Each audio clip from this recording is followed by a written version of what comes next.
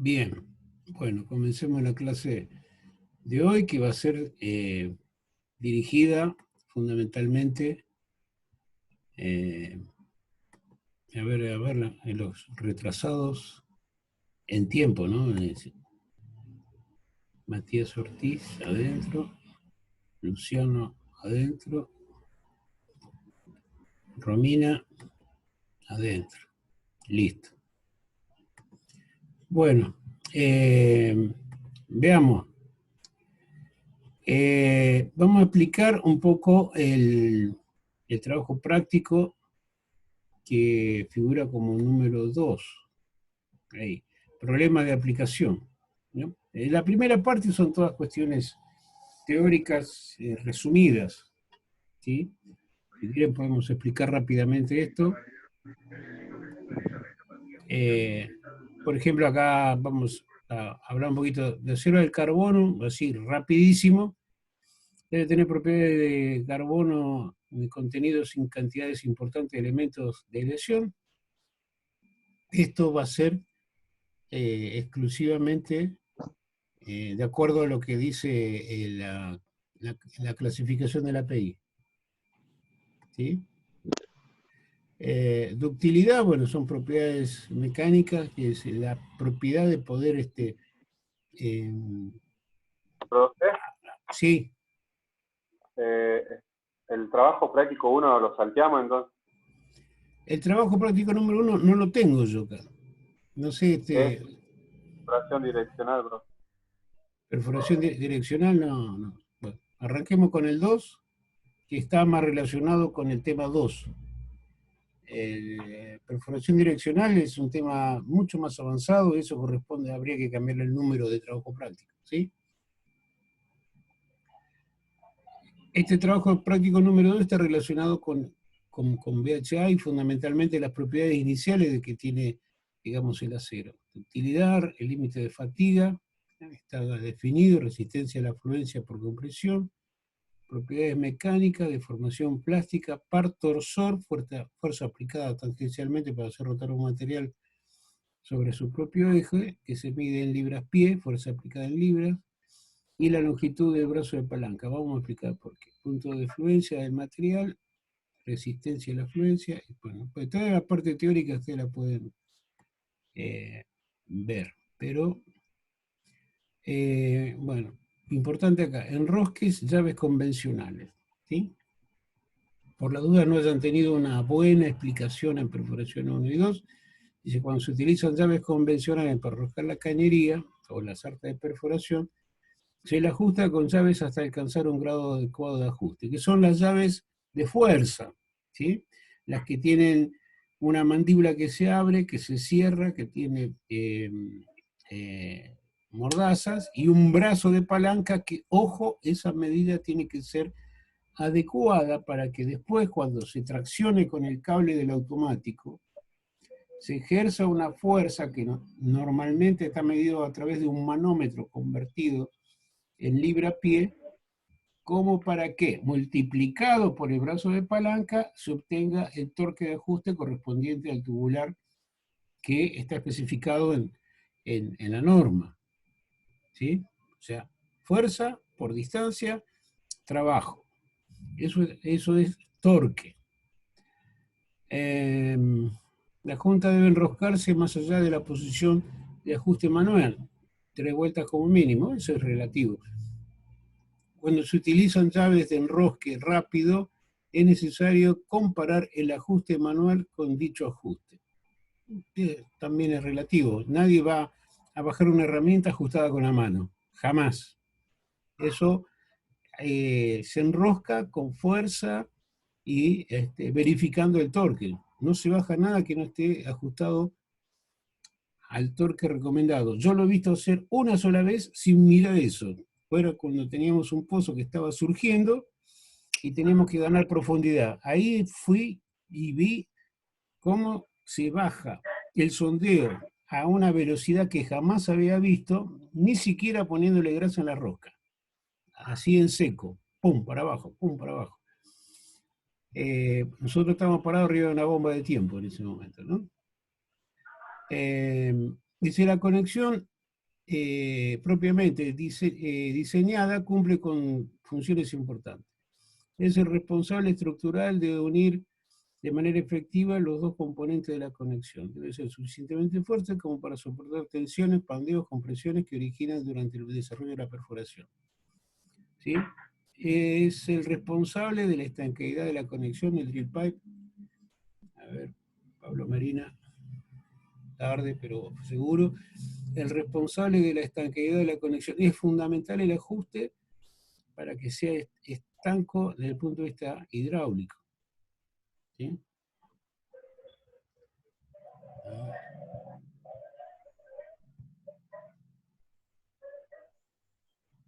Bueno, las uniones cuestionables deben desenroscarse para una inspección. Cuestionable cuando hay una falla, ¿sí? Porque se cruzó, está lastimada la rosca del pin o del box, o los espejos están rayados, esos hay que descartar.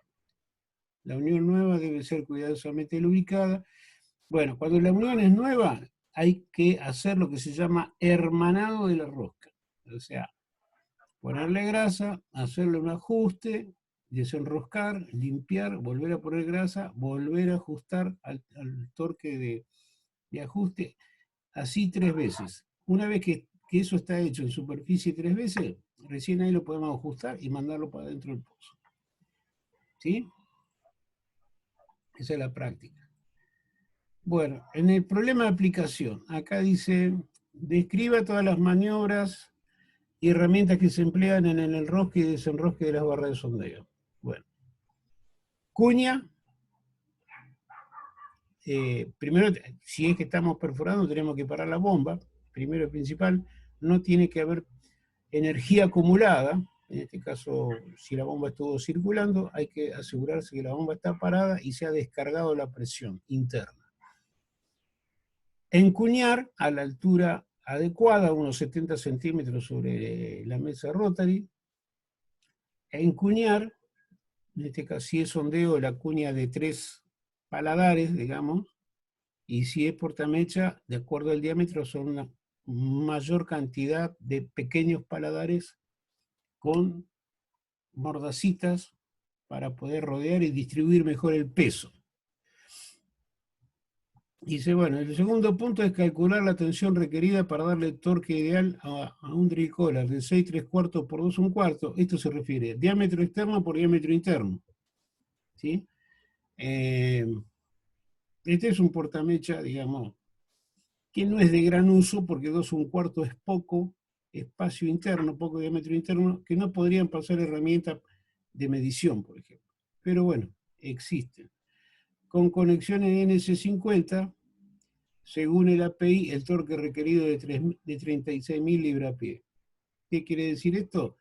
Bueno, abajo les menciona, el brazo de la llave de fuerza tiene 4 pies y la línea de tiro es 5.000, ¿cuál será el par torsor ejercido entre ambos cuando se forma un ángulo de 90 grados? Y lisa y llanamente serían 20.000 libra-pie. ¿Sí? ¿Por qué? Porque el seno de 90 es 1. ¿Y cuál sería cuando se forma 65 grados? Bueno, evidentemente cuando se forma, cuando la llave de ajuste está mordida y no está a 90 grados respecto de la línea de tensión para ajustar, significa de que si yo tengo 65 grados y tracciono con 5.000 libras, le va a llegar menos torque a la herramienta. ¿Sí? Tendríamos que hacer seno del 65, que debe ser seno de 60, ¿cuánto es? Seno de 30 es 0,5, así que debe ser más o menos 0,7, 0,60 y pico, multiplicado por 5.000, entonces ahí se me achica la cosa, se me achica el torque resultante. A eso se tiene que referir, ¿sí? Así que la respuesta para el primero va a ser Brian Ellis, adentro. La respuesta va a ser fuerza por distancia por el seno del ángulo. Si es 90 es 1, y si es 65 es más bajo, entonces el resultado va a ser más bajo que las de 20.000. En este caso, en el punto 4 dice, para una conexión 5 pulgadas extra hall de 6 3/4 se recomiendan los siguientes pares torsores: 36.000, 35.000 y 26.500. O sea, máximo 36, óptimo 35 y 26.500 el mínimo aceptado. La longitud del brazo de palanca es 5 pies. ¿Cuáles son las fuerzas de tiro de la línea suponiendo un ángulo de 90 grados? Bueno, esto es fácil. Si yo tengo 36.000 libras pie, lo divido por el brazo de palanca 5 por 5, ahí tengo la fuerza resultante en la línea cuando el ángulo es de 90 grados. Pero si es un ángulo menor, tengo que multiplicar por el seno de ese ángulo, y ahí me va a dar un valor inferior, entonces voy a tener que subir la tensión. Si no está a 90 grados, voy a tener que subir la tensión para poder lograr los 36, los 35 o los 26.500. ¿Se entiende eso? Sí, profe. Bueno, bien. El punto quinto, ¿cuántas libras habrá en la línea de tiro si la llave es de 48 pulgadas? Si quieren lo pueden llevar a pies, de longitud efectiva, y se recomienda 36 libras, pie libra de par torsor. Es decir, estas 48 pulgadas, ¿cuántas pulgadas tiene un pie? Pregunta en el aire. 12. 12, muy bien. Quiere decir que 48 dividido 12 son 4. 4 pies. Entonces, ¿cuántas libras habrá en la línea de tensión? Si el brazo es de 4 y se recomienda 36. 36 dividido 4 son, bueno, hacen la cuenta. 36 dividido 4, 4.000. 4 por 4 dice, no. 9. 9, ¿no? 9 por 4, 36, está bien, ahí está, perfecto. A todos los resultados, agregarle un 10% de seguridad. Ese 10% es lo que recomienda la gente de Smith cuando hablamos de diámetros muy grandes de pozo. Entonces ahí el par torsor es mayor, entonces sobretorqueamos el límite máximo y nos aseguramos que no va a haber problema. O por lo menos han verificado que disminuyen mucho los problemas solamente en esos casos, cuando el hueco es amplio y la rosca es pequeña. Bueno, el arreglo de fondo. Vamos a ver qué dice este problemita. Todas las herramientas ubicadas entre el trépano y las barras de perforación forman parte del arreglo del fondo o VHA. Antiguamente el único propósito del VHA era proveer peso sobre el trépano. Hoy en día el propósito del VHA apropiadamente diseñado es múltiple y podemos mencionar prevenir pata de perro, o sea, cambio brusco de la dirección, producir un tamaño de pozo máximo utilizable, mejorar el desempeño del trépano, minimizar los problemas de perforación, minimizar las vibraciones dañinas que estuvimos conversando ayer, minimizar el peligro de aprisionamiento. A ver qué más pide esto.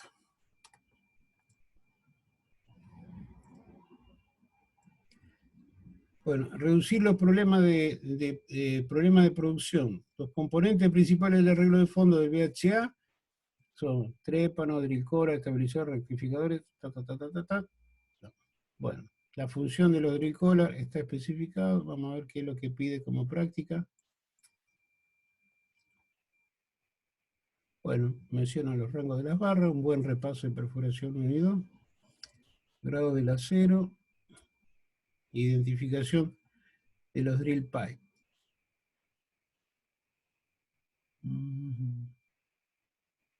Grado, rotura efectiva, convención, diseño de la sarta de perforación. Vamos a la parte de cálculo, a ver qué tenemos colapso, presión de estallido, fuerzas torsionales. Profe, todo eso es lo que utiliza para calcular, ahí describe todas las fórmulas. Sí. No, yo lo que le quería era aclarar algunos términos y principios de razonamiento para encarar la resolución del problema. ¿Qué es MOP que aparece ahí arriba en una fórmula? Que es una resta entre una tensión, a ver, más arriba.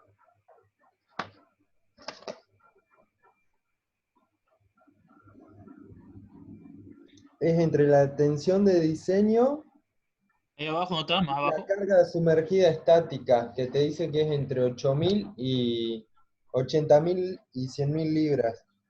A ver.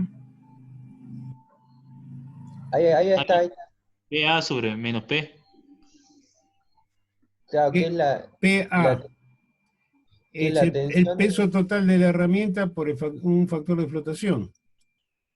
claro, eso sería el peso sumergido. Menos el peso, menos la tensión. A ver, la selección de este MOP es de importancia crítica, de no tenerse en cuenta, no tendremos la capacidad de tensionar la herramienta en el caso de aprisionarse. Bueno, sería el peso de la herramienta menos el peso de la tracción. Ustedes cuando tienen una herramienta, ustedes tienen una posibilidad limitante de tracción sobre el peso, ¿sí? O sea, P nunca podría superar excesivamente al peso que se ejerce hacia abajo, porque en algún momento romperían, cortarían la herramienta, ¿sí? Y si llegan a hacer eso, bueno, evidentemente pueden poner el equipo en órbita, ¿sí? Porque si yo tengo 60.000 libras, vamos a suponer, estoy en una situación de aprisionamiento, tengo 60.000 libras de herramienta de peso total, de los cuales a 60, 10 están aprisionadas, o sea, las tengo que descontar. Me quedan 50. Y yo tracciono. Puedo traccionar 60, estoy en el punto de equilibrio. 120, estoy duplicando el valor de la tensión respecto al peso. Lo puedo llegar a triplicar y si llega a zafar eso, si llega a zafar, ponen el equipo en órbita. Porque va a ser una patada hacia arriba violentísima. Entonces, en realidad en perforación nunca deberíamos superar el valor de la tracción que superara al valor del peso total de la herramienta. A eso me refiero. ¿Sí? Por eso es de importancia crítica. Este es un principio básico de perforación. Nunca hay que tirar más que el propio peso de la herramienta, en el sentido que, bueno, si pesa 60.000, tengo 60.000 tirando hacia abajo. Si yo levanto peso y tracciono hasta 120.000, estoy traccionando 60 y 60 para abajo están en equilibrio. ¿Sí? Entonces, si yo supero eso, bueno, ahí realmente puedo tener muy serios problemas. Por eso habla que la selección de este MOP es de importancia crítica. A eso se refiere ese término. Profe, el PA no es sobre el peso de herramienta, sino que es tensión máxima teórica obtenida de tablas que puede soportar la herramienta. Bueno, perfectamente, y es lo que estoy explicando. Vos tenés el peso, el PA es la tracción hacia abajo. A ver, un segundito.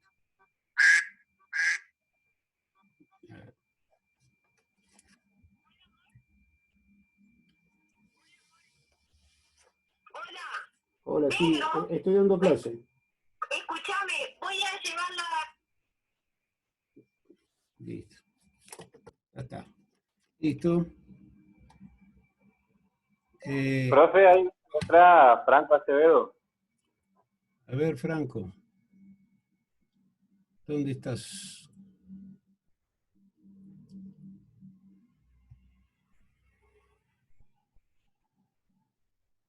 ¿Dónde está Franco Acevedo? No debe estar con el nombre, profe.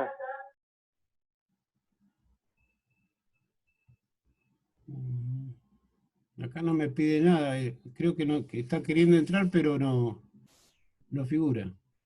A ver.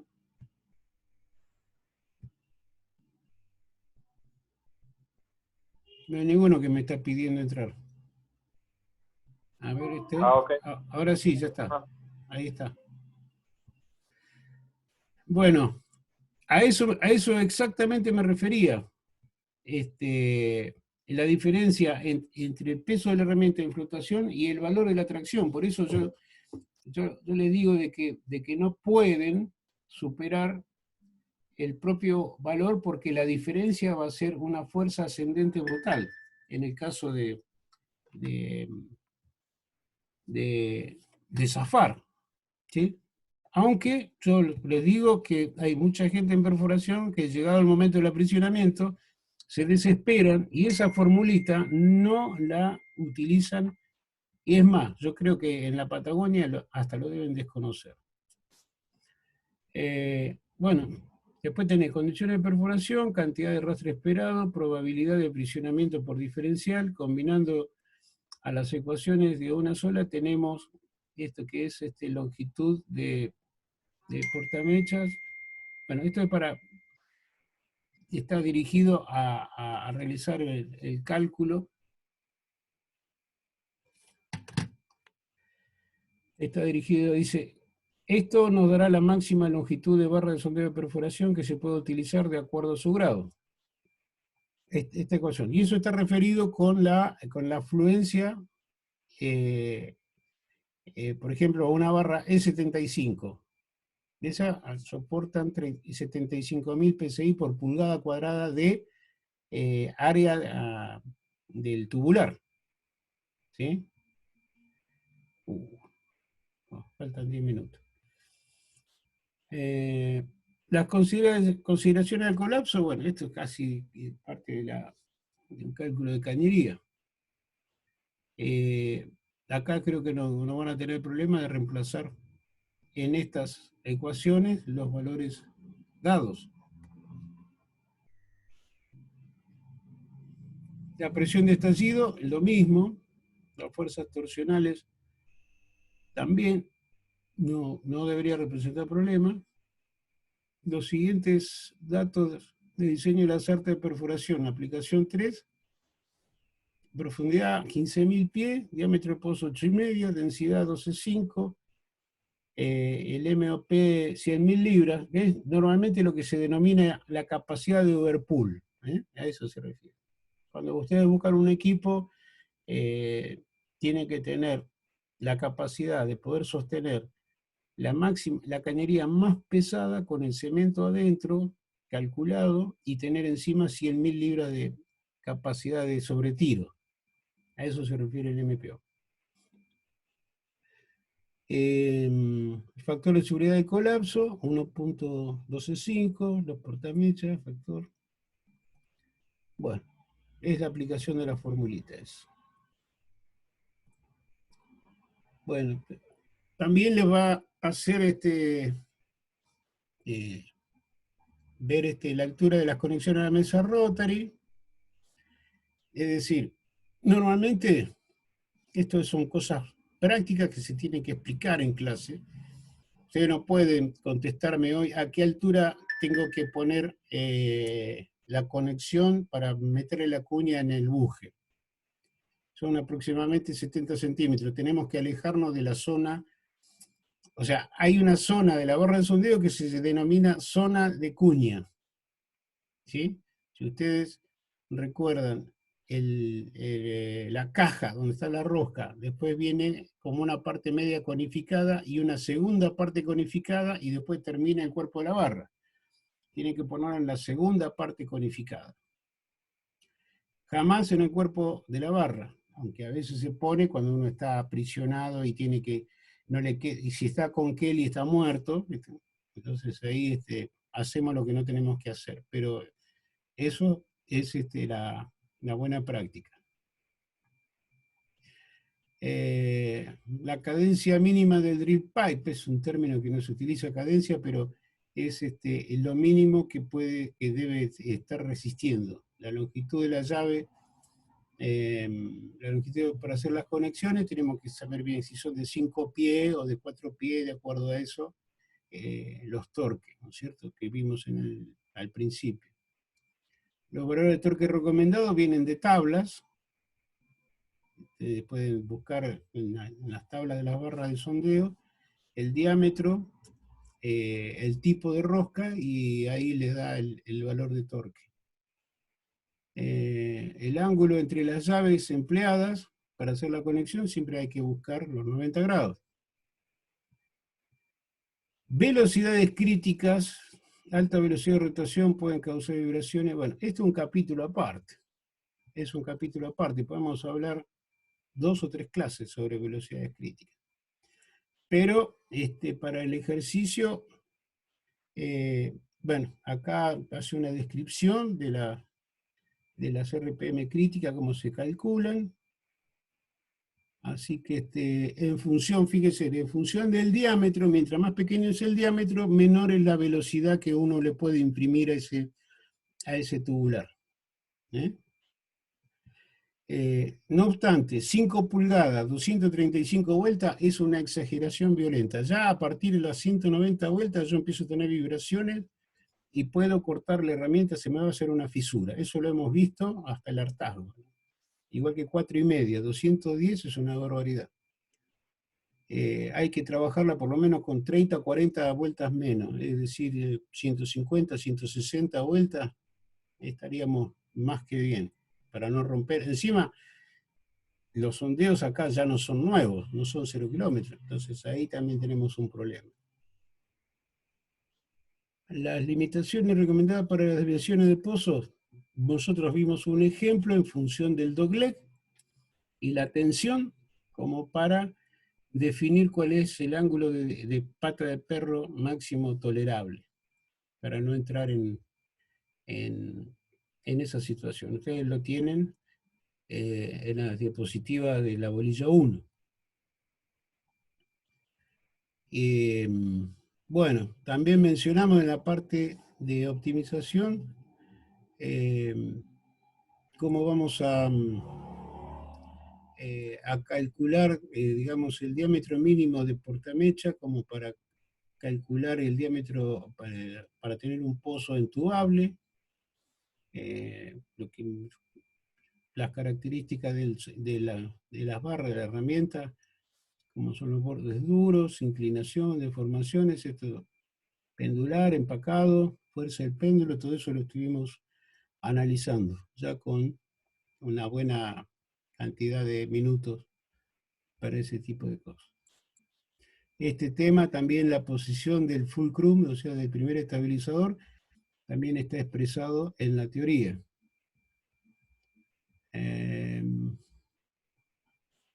Bueno, están descritas las funciones y las utilidades de cada uno. Para la aplicación práctica 2, que me quedan 3 minutos y medio, yo saqué solamente 40 minutos en esta oportunidad, podemos generar otro. Calcule la longitud de portamecha corto utilizado para perforar con los siguientes trépanos: 6 1/4, 6 1/8, etcétera, etcétera, etcétera. Y la ecuación es fácil, que hay que aplicar acá. Es la longitud del portamecha expresado en pies es igual al diámetro del trépano expresado en pulgadas. Es decir, si yo tengo, por ejemplo, un trépano de 6 1/4, yo tendría que tener 6 pies de portamecha corto. Si tengo el 50% es lo que se toma. Si tengo, por ejemplo, un trépano de 24, el portamecha, bueno, ahí ya tengo 12 pies de largo, estoy teniendo un poco más que una barra de sondeo, eso ya no es un portamecha corto. O sea que estos valores finales no tienen relevancia, solamente considérenlo hasta 9,5 aproximadamente. 9,5, 8 3/4. El problema calcula la rigidez, bueno, eso tienen ya la ecuación de rigidez. Bueno, acá tenemos la cupla.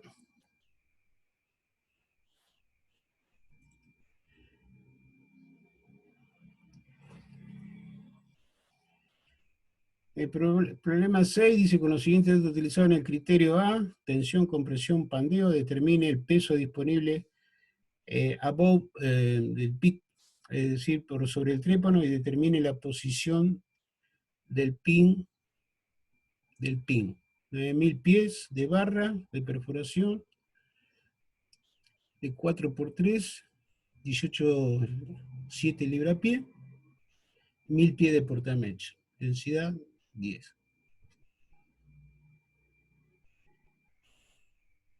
¿Punto neutro no es eso, profe? ¿Cómo? ¿Punto neutro no es PN o PN dice? Portamecha. Determine la posición. PM es portamecha. No, acá arriba PN dice, determine la posición del PN. PN. A ver. ¿Dónde? ¿En 6? ¿El siguiente utilizado? Claro, ahí, claro, el 6.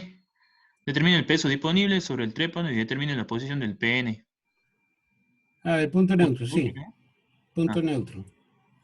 Bueno, acá, acá falta un dato. A ver si el dato anterior lo tiene. Si yo descargo algo de peso, a ver, ¿qué dice?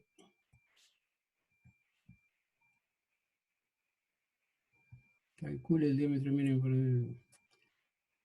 tensión, compresión y pandeo disponible en un trépano y determina la posición del punto neutro. 9.000 pies de barras, 1.000 de... Bueno, este ejercicio a ustedes le tienen que preguntar si el trépano está sentado en el fondo o no. Si no está sentado en el fondo, el punto neutro está